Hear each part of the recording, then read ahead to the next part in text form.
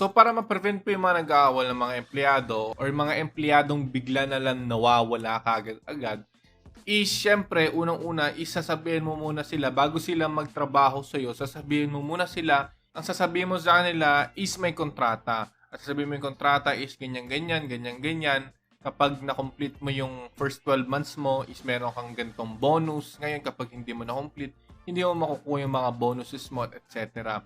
At sabihin mo na kapag gusto nila mag-quit sa job na yon is mag-open sila if meron silang mga issues or mga problem doon sa work nila para ma-resolve nyo kagad yung problema para hindi sila mag-quit.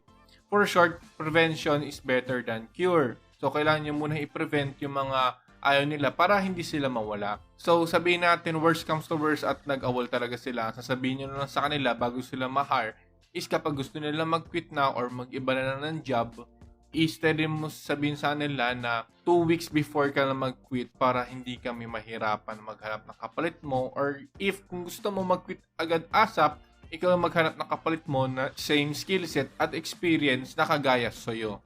So, ayun yung mga ways para hindi mag-awol yung empleyado is magbigay ka ng kontrata at sabihin mo na mag-open if may problema at etc. at magbigay ng bonuses kapag mas matagal at etc.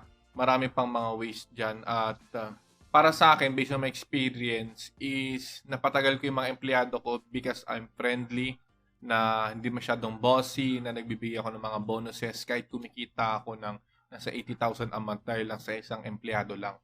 So, pwede ka magbigay ng kahit hanggang 40% ng kinikita mo, bigay mo sa empleyado mo, hindi as a salary ha. Example is 100,000, tapos yung empleyado mo 20,000, tapos yung 20,000 pa na extra is pwede mong ibigay sa nila as a bonus.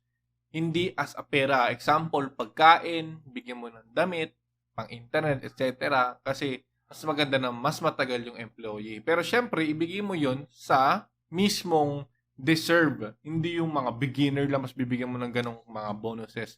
No, sa mga gusto mo maging long term sa company mo or dun sa business mo. So, ayun yung mga ways, and I will see you on the next lesson.